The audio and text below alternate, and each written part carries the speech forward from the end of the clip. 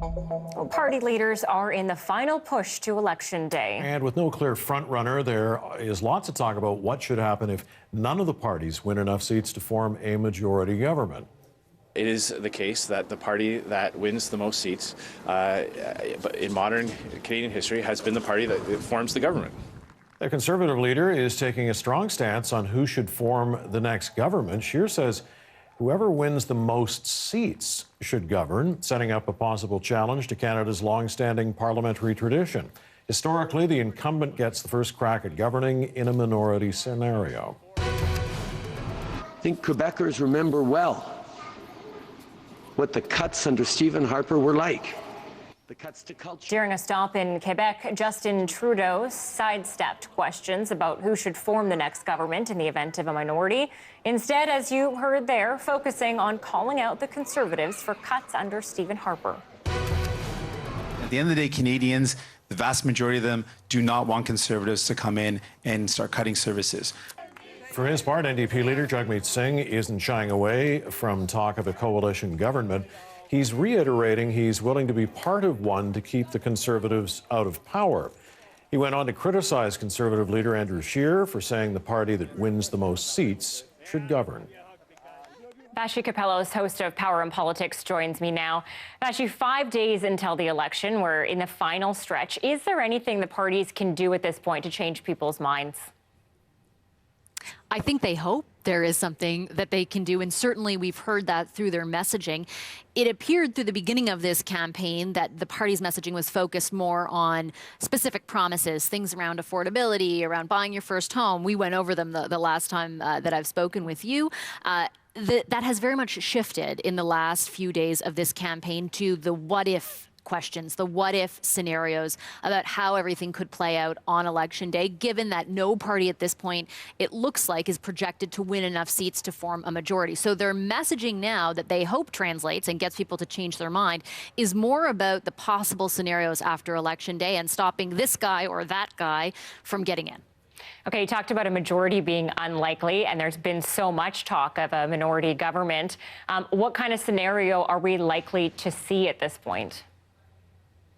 Yeah, I wish I knew the perfect answer for that question. I think part of the drama in these last few days and part of the anticipation leading to Election Day right now is the variety of those scenarios. The thing is that the parties right at the top, the Conservatives and the Liberals, have been so close in the polls for so long. And then just over the past week, they've seen their share overall, both parties' share of the vote decrease to the point where it doesn't look like they are able, at least projection-wise, to win enough seats, as I said, to win a majority. And so then it becomes, okay, well, if the Liberals win a minority of seats, how many seats do they win?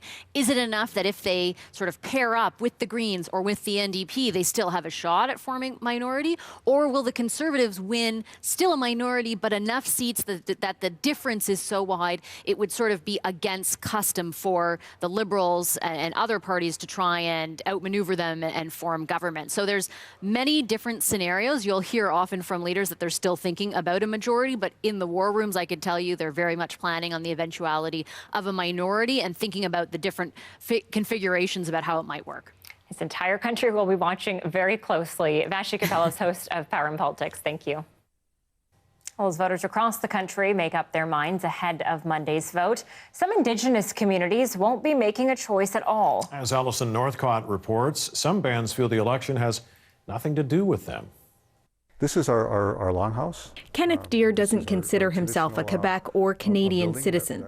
He's Mohawk and Haudenosaunee and says that's why he doesn't vote in Canadian elections. We believe that we are our own sovereign people from before European contact all the way up until today.